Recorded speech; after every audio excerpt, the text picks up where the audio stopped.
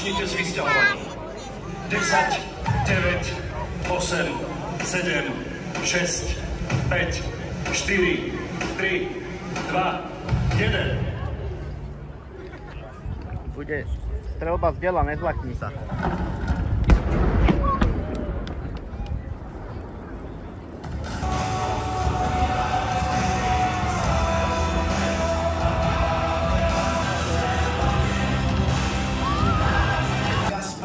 Čo v hrudi máme skrytý za našu reč a dáme. Ovšaknem najväčšiu zložku ozbrojených síl s veliteľstvom v Trečíne. Dohodujúci celok veliteľstva pozemných síl a 71. práporu podpory velenia vedie plukovník Vladimír Mináj. Pozemné síly odmietame sú na svojich pleciach najväčšiu ťarku pri vedení bojových operácií. Úderný hrob pozemných síl tvoria dve mechanizované brigády. Ako prvé z nich privítajme veliteľstvo prvej mechanizovanej brigády. Nesúci čestný názov Mechanizovaná brigáda Jana Gordiana Stokovčia na čele s jej veliteľom, plukovníkom Štefanom Hačarom. Ale máme tu prvú v našom slede manévrovú jednotku tejto brigády. 11. mechanizovaný prápor z Martina. Prichádzajú pieskových maskáčov z pohľadu prípravy na nasadenie do misie na Cypre. Jednotku vedie veliteľ útvaru podplukovník Marian Golis. Prápor sa píši českým názvom Prápor okamžitej reakcie kapitána Jána Franciskyho a od 2003. je ako prvý z útvarov hrdých nositeľov bojovej zástavy so známym emblémom bieleho koňa. A hneď za nimi idú ich kolegovia z Nitrianského 12. mechanizovaného práporu. Svojou dynamikou, precíznosťou a neslobným duchom dosahujú príslušníci bojového útvaru, ktorý mal výborné výsledky doma i v zahraničí. Ako správny veliteľ svoju jednotku vedie podplukovník Ľuboš Sagan.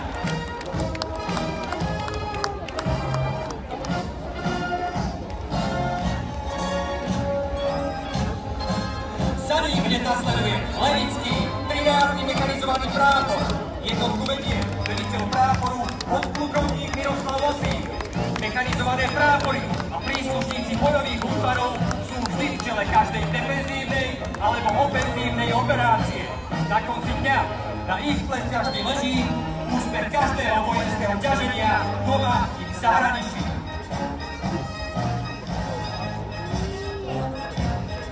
Úspechu v boji však nepostačuje len odhodlanie a obáv.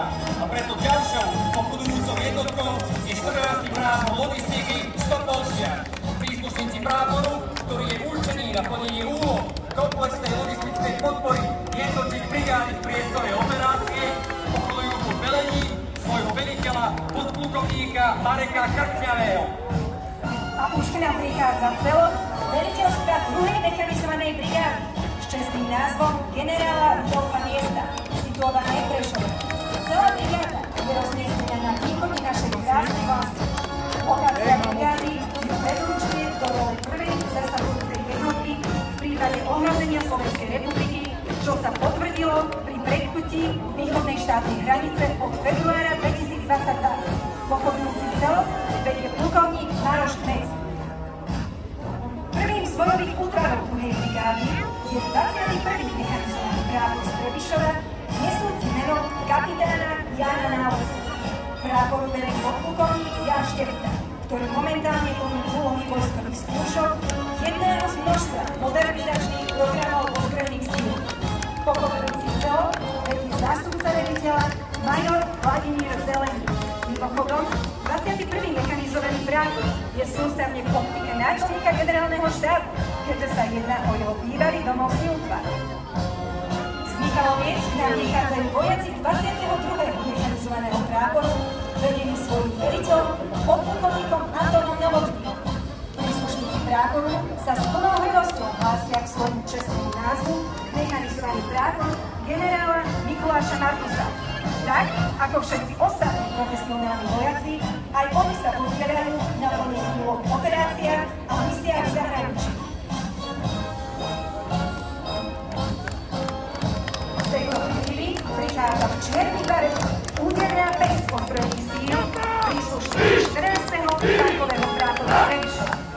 Veliteľom práporu a pochodujúceho celku je podplukovník Tomáš Boroda.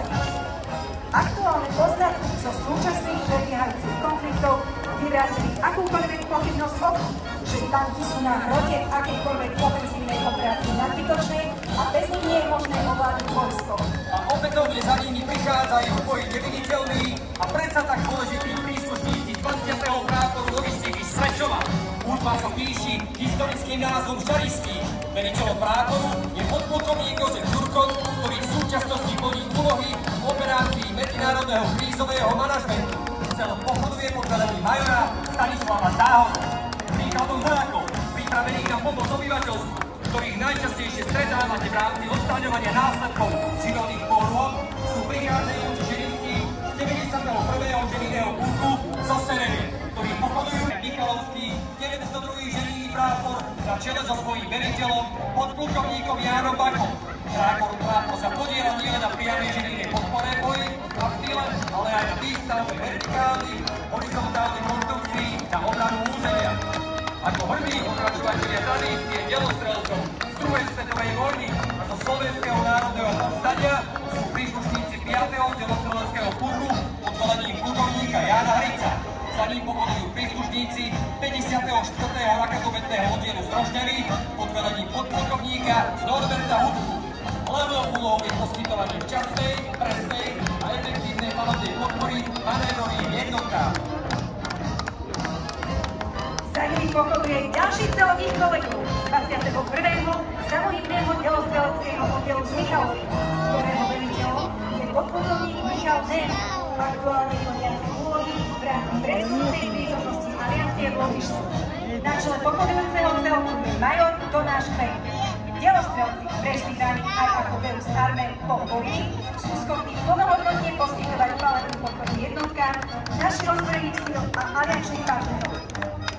Po michalovských delostrelcoch prichádzajú oči a uši našich ozbrojených síl, prešovskí vojaci 65. z najvýznamnejších spôsobilostí našich ozbrojených síl. Jednotku vedie veliteľ práporu, podplukovník Marián Trinček. Slovensko je okrem ženistov známe aj ďalšími špičkovými špecialistami, ktorými sú naši chemici z Rožňavského práporu radiačnej, chemickej a biologickej ochrany spolu so svojou bodovou zástavou. Celok vedie súčasný veliteľ, podplukovník Ondrej Kliško. Bez ovládnutia, vybojovania a udržania nadvlády v vzdušnom priestore, ako aj zaistenia bezpečného neba nad hlavou, si nevieme predstaviť celku príslušníkov veliteľstva vzdušných síl, ktoré sú vyslokované vo Zvolene, velí plukovník Ondrej Boroš. Polku podhodujúcich celkov vzdušných síl u nás prichádzajú. Dovolte mi familiárne povedať naši stíhači z 81. krídla Snejače so svojím veliteľom, plukovníkom Františkom Pitlíkom.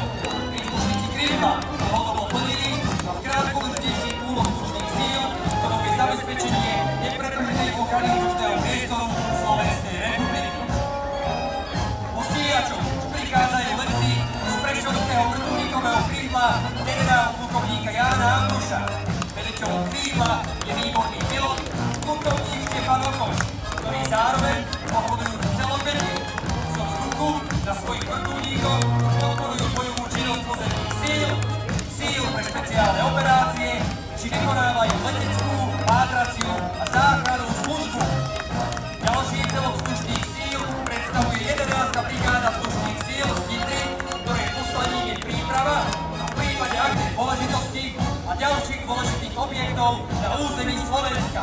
Veliteľom brigády a zároveň v čele pochodujúceho celku je plukovník Ján Korek.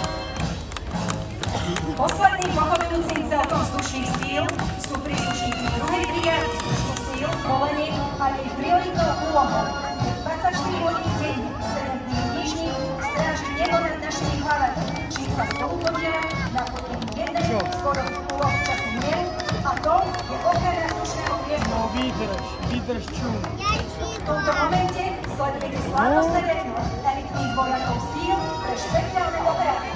Pred celkom Trenčianského veliteľstva síl, ktoré vzniklo v júni 2019, zdraví prítomný veliteľ generálmajor Jaroslav Krám. Za ním pochodujú príslušníci veliteľstva na čele s plukovníkom Milanom Žilinčárom. Síly pre špeciálne operácie sú priamo preurčené pre zabezpečenie a vykonávanie najvýznamnejších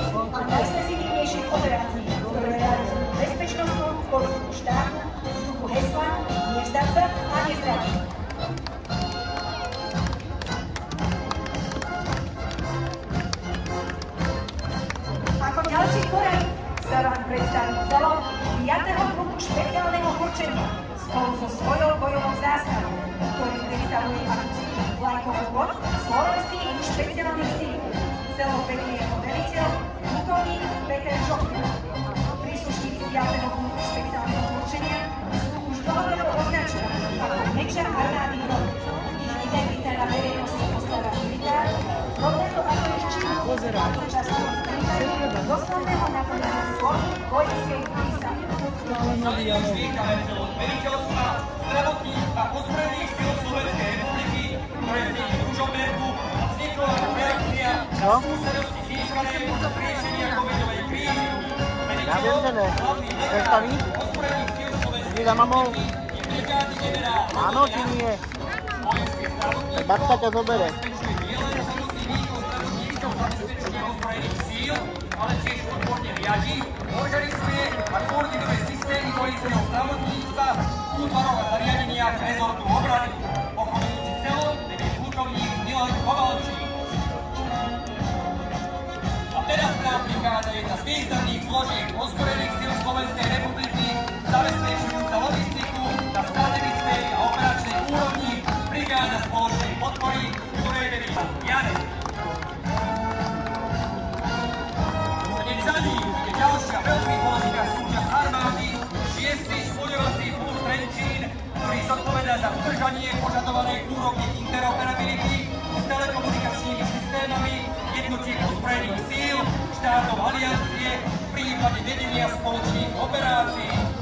Celom veliteľstva a 61. spojovacieho práporu Trenčín vedie veliteľ plukovník Miroslav Miškovič. Pred vámi sú špičkoví odborníci vo všetkých oblastiach komunikácií a zabezpečenia kybernetickej bezpečnosti našich ozbrojených síl. Prichádzajú príslušníci zo 62. zborovackého práporu Ružomberku. Pochodujúci celom vedie major Petr Kubača. Pre zaujímavosť uvediem, že k celku pochoduje aj manželský pár Kopecký. A späť k logistiky. Jednotky strategickej a operačnej úrovni sú organizované do 4. klubu logistiky, ktorý má sídlo v Trenčíne. Klub je dislokovaný v 5 posádkach Slovenska, aby mohol efektívne plniť svoje poslanie.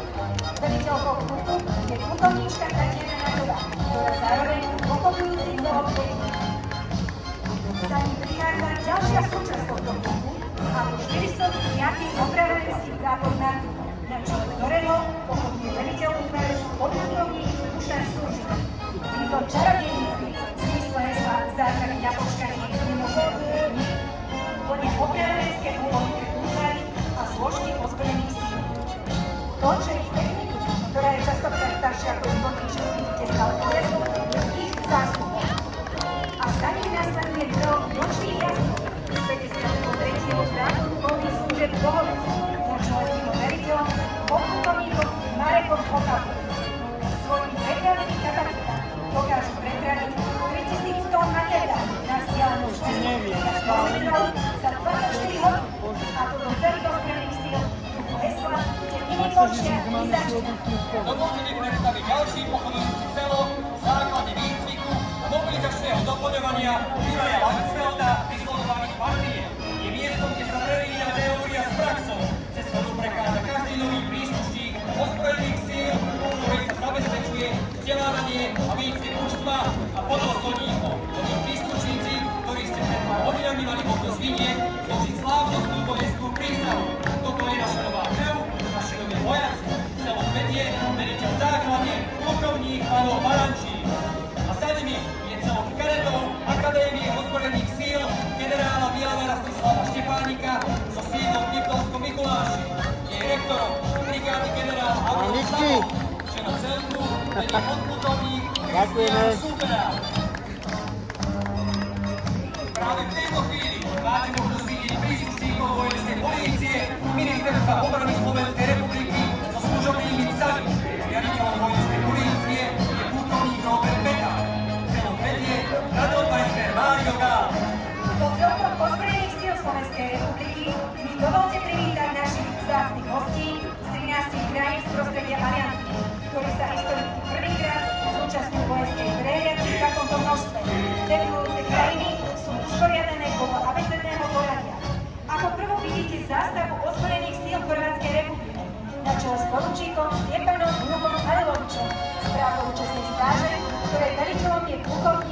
Tihomír Zelic. Jednotka čestnej stráže armády Českej republiky je reprezentačnou zložkou posádkového veliteľstva Praha, ktorému v súčasnosti velí plukovník Radek Šíma. Veliteľ zástavy Českej republiky je nadporučík Ľuboš Krejsa. V strane vidíte zástavu ozbrojených síl Spolkovej republiky Nemecka, ktorú nesú príslušníci 9. brigády pod vedením kapitána Henrika Gruberta. Viac ako 2 roky prispievali k obrane mnohonárodného bodového zoskupenia na Slovensku. Veliteľom 9. brigády je brigádny generál Lutz Kuhn. Zástupcami maďarských ozbrojených síl sú príslušníci čestnej stráže z 32. brigádového pochodujúcemu celku velí poručík Abel Szilágyi-Nagy.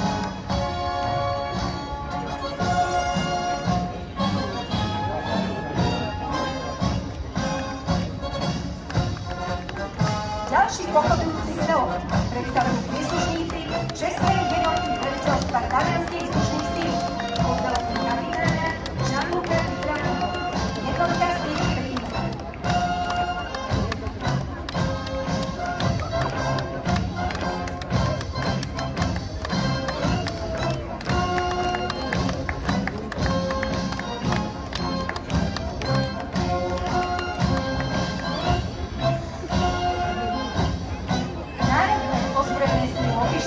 Reprezentujú príslušníci roty čestnej stráže z práporu spoločného veliteľstva, ktorá je najstaršou jednotkou národných ozbrojených síl Lotyšska a bola založená v roku 1919.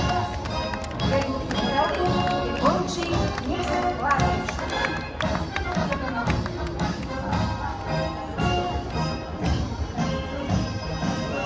Z krajiny Tulipánov a veterných mlynov nám prichádzajú Horského kráľovstva. Ale počkaj! Kapitán Peter Cornelis Nassau.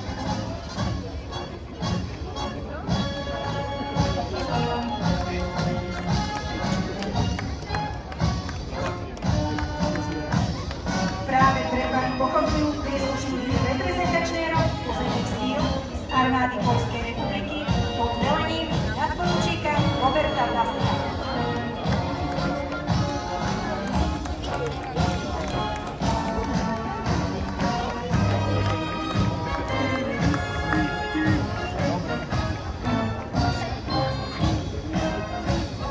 Ďalšou pochodujúcou jednotkou je tanková čata portugalskej mechanizovanej brigády vedenia poručíkom Bernardom Quintelom.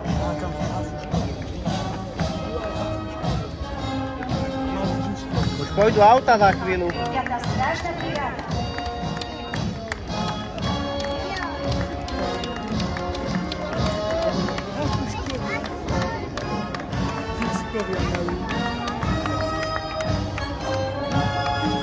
Strážna brigáda je elitnou bojovou jednotkou pozemných síl armády Rumunska, ktorej príslušníkov vedie kapitán Banda Danič. No? Počkaj minútku.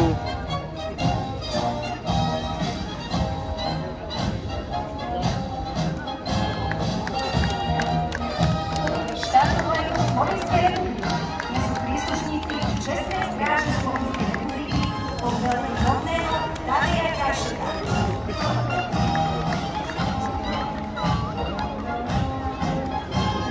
Na prehliadke sa zúčastňujú aj naši silní spojenci. Tu Havinkovia, vidíš ich? Pohodné pochodujúce celky predstavujú príslušníci Národnej gardy ozbrojených síl Spojených štátov amerických, ktorých celok vedie major Eric Bowie a ozbrojených síl Spojených štátov amerických vedený kapitánom Brandonom Preston. Národná garda štátu Indiana je už 40 rokov významným partnerom našich ozbrojených síl, čo je len dôkazom pevných zväzkov s našimi americkými spojencami. Veliteľom gardy je generál-major Theo Lyles, ktorý dnes s nami ako čestný. Kde?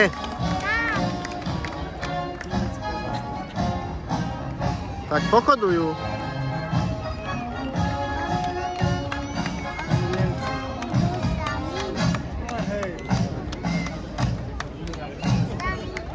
Ďakujeme, bratia v zbraní. Spolu sme silnejší, schopní čeliť akejkoľvek výzve. Thank you, brothers in arms. stronger together, capable of facing any challenge.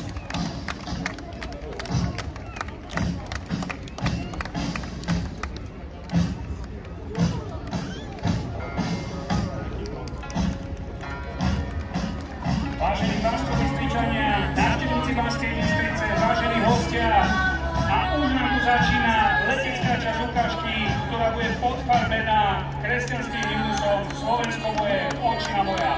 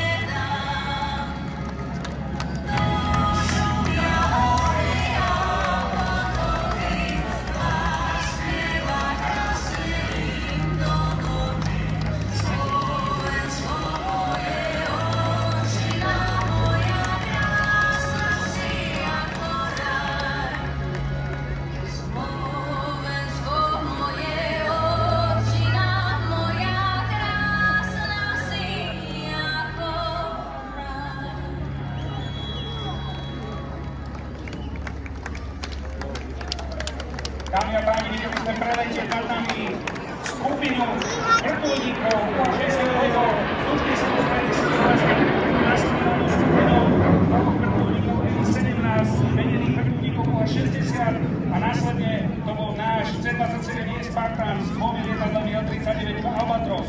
Toto boli predstavitelia služných silov Slovenskej republiky. Práve nad nami preleteli prvé dva J-39 Gripen našich spojencov z Českej republiky. A už vidíte, že nad nami preletať ďalšie dva Gripeny, tentokrát služných síl, maďarských síl od Moravy. Tak, ako predstavovali služby alebo výzbroj služných síl Slovenskej republiky, tak následujúce skupiny predstavujú našich partnerov, ktorí sa podielajú na obrane nášho vzdušného priestoru. Vrtuľníky Lenko a Mi-17 prileteli do Prešovskej vrtuľníkovej základne. Oni tam idú, za kopcami, vidíš? Spartan zo základne Nad kopcom, hore nad kopcom. Nedalekého Sviača. A už tu máme prílet prvých F-16, tentokrát však z výstroje nášho poľského spojenca, ktorý sa podiela na obrane nášho neba. Ešte budeme očakávať druhú pozíciu, ktorú už môžeme vidieť na smer na Európu nad už pomaly rozbiehajúcu sa kolónu pozemných síl. Táto posledná dvojica F-16 je z výstroje vzdušných síl Spojených štátov amerických so sídlom v talianskom Aviane, čiže pôsobia tu v Európe. A už sa nám tu začína približovať aj kolóna pozemnej techniky na vozidlami vojenskej polície. Čiže tu opäť odozdám slovo mojim kolegom, ktorí vás prevedú celou touto kolónou. Sú to na Polaris.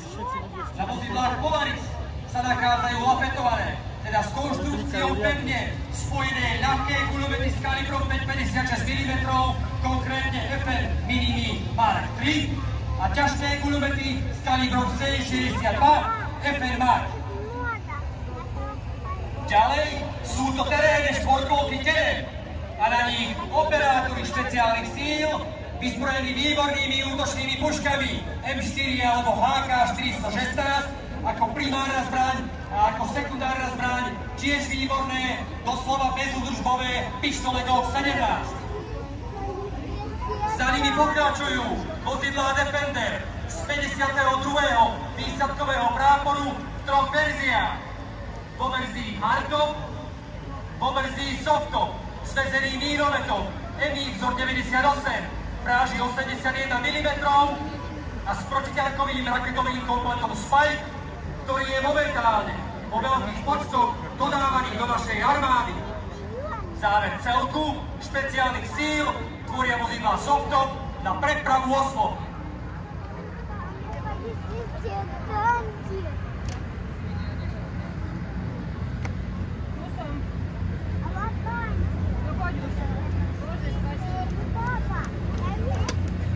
V ďalšom dekile uvidíte techniku, ktorá bola pred 20 rokmi zavedená do ozbrojených síl a používaná jednotkami pozemných síl. Momentálne vidíme vozidlá Alligator v rôznych verziách pre ženijné jednotky, jednotky RKBO a pre navádzanie prostriedkov palebnej podpory a letectva. Alligator, určený pre ženijné jednotky, je prispôsobený vykonávaniu prieskumu s možnosťou detekcie kovov. Vozidlo s vysokou manévrovateľnosťou je obojživelné, umožňujúce družstvu ženijného prieskumu plniť všetky stanovené úlohy. Alligator, upravený pre jednotky RKBO, je vozidlo určené pre vykonávanie radiačného, chemického a geologického prieskumu, pozorovania a vykonávania odberu vzoriek kontaminácie z pôdy, vody, terénu. V kontexte navádzania prostriedkov palebnej podpory slúži Na terénnom nákladom automobile MAN, mobilný spojovací úzol MSU-1, je súčasťou komunikačného podsystému miestvelenia systému MOTIS. Prichádzajú vozidlá Defender Hardtop s prívesmi a snežnými skútrami. Toto viacúčelové terénne vozidlo umožňuje prepravu materiálu a osôb v náročnom teréne. Skútre využíva v zimnom období 61. spojovací prátor ako podpornú prepravnú techniku pri zimných servisných zásahoch. Celok uzatvárajú terénne automobily RG32M s prívesom CL25. Terénny automobil je mobilná krátkovodná rádiová stanica, slúžiaca na zabezpečenie krátkovodného rádiového spojenia na taktickom a operačnom stupni velenia. Jedno z najčastejších používaných vozidiel je terénne nákladné vozidlo Actis, určené na prepravu materiálu, osôb a na špeciálne zástavby s možnosťou ťahania prívesov. Aktuálne vo výťah mínomety vzor 97, ráže 98 mm. Primárne určenie tieto zbrane je podpora útočiacich jednotiek, či už v poľných podmienkach, alebo v zastávanom priestore nepriamou paľbou. Dobre vycvičená obsluha mínometu je schopná zasiahnuť cieľ až do vzdialenosti neuveriteľných 8 km.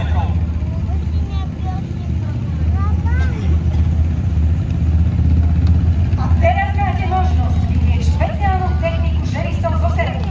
Aktuálne prichádza ťahač prívesu s kombínovacím kompletom Božena 5, ktorý je vyvrcholením celej rady zbraňových systémov a ktorý pomáha navrátiť vojsko do užívania obyvateľstva.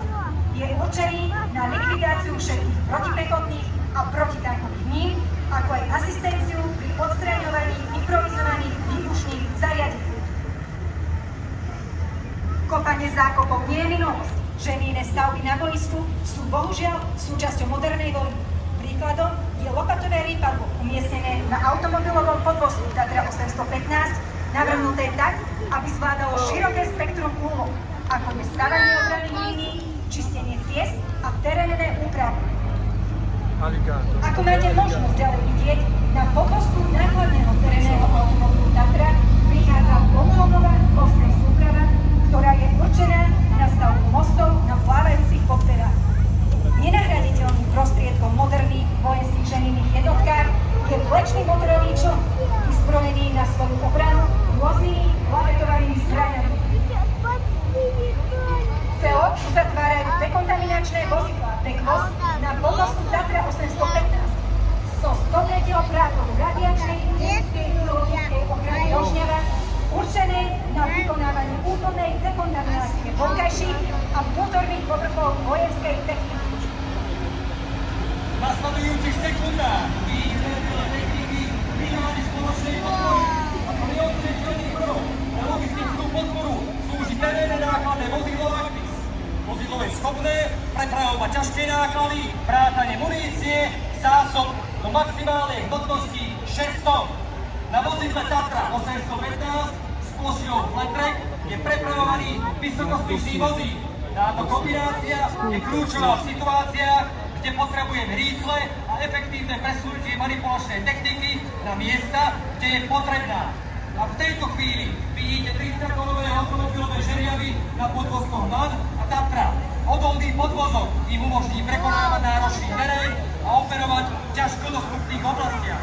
Automobilový žeriav je všestranným nástrojom, ktorý sa používa nielen na zbíjanie a manipuláciu s premenami, ale aj na pomoc pri výstavbe a údržbe infraštruktúry. A už vidíme cisterny na podvozku Tatra 815. Toto vojenské nákladné vozidlo je vybavené nádržou určenou na prepravu, distribúciu paliva alebo vody v rôznych operačných podmienkach. Cisterna je neoceniteľným nástrojom pre vojenské operácie. Práve sledujete nosič kontajnerov MAN a Bielkon B. Ide o terénny nákladný automobil určený na prepravu a manipuláciu s isokontajnermi a Bielkon v rôznych operačných a logistických podmienkach. Konštrukcia je oceľová, pričom je tak, ako všetky ostatné vozidlo vybavená prídavným pancierom, ktorý posádke poskytuje ochranu pred streľbou vzdušných zbraní. Kontajner B čo to má na aute? demontáže skupín a podskupín z techniky. To ničí míny. Logistické techniky sú vozidlá Tatra Steel Pro, ktoré svojou konštrukciou umožňujú rýchlu manipuláciu s kontajnermi. Táto ich schopnosť výrazne zrýchluje logistické operácie. Naložené majú isokontajnery, slúžiace prevažne na uloženie materiálu. A posledné vozidlá takto sú ďalšie s označením Tatra Kalníkový terénny nákladný automobil určený na prepravu osôb a nákladu do maximálnej hmotnosti 12 tón. Veliteľstvo vojenského zdravotníctva.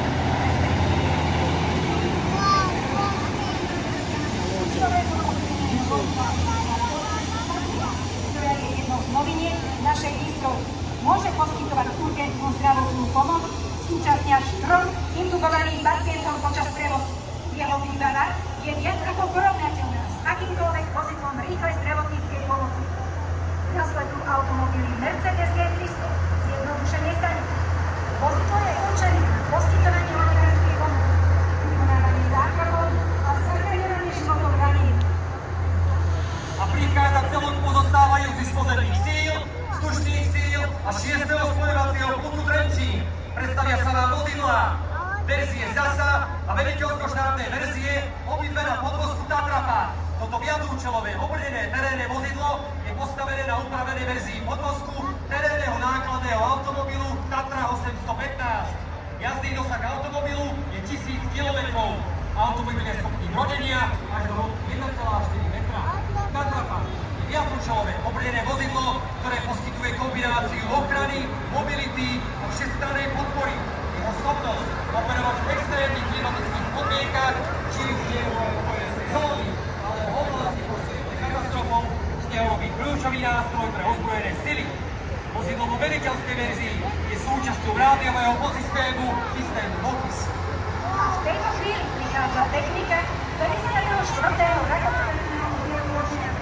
Celku technológickej techniky vidíte raketový modulár a muničné vozidlo.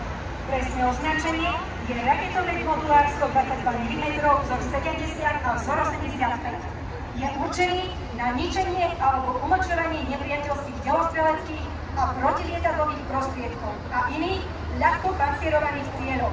Taktiež na vykonávanie všeobecnej palebnej podpory a palebných úloh na špeciálne účely. Tento raketomet využíva štandardné 122 mm rakety a je schopný rýchlo na sebe vyvezí úloh rozsiahlosti či posíliesnú podporu pozemným jednotkám. Nasleduje muničné vozidlo modulár T-815 určené pre delostrelecké a raketové jednotky na prepravu, skladovanie a manipuláciu s muníciou. Zásobovanie a nabíjanie raketometu je zabezpečené kontajnerizovanou raketovou muníciou v ráži 122 mm. V čele celku môžeme vidieť novozaradenú techniku v podobe jednotlivých častí systému Mantis. Ako prvé idú radiolokátory UM. Prvý z vozov vezie kabínu vysielania plynu. Na druhom je vezené odmíranie. Jej označenie je URL. Úlohou týchto vozidiel je prieskum vzdušného priestoru, zisťovanie, klasifikácia a identifikácia vzdušných cieľov na malých a stredných výškach. Nasledujú vozy MAN, ktoré nesú palebné stanovištia systému Mantis. Ten je určený na dlhodobú obranu objektov osobitých dôležitostí, ďalších dôležitých objektov a starových vojenských základov, ktoré prostriedky nepriateľskej palnej raketami, delostreleckou alebo pálovou muníciou.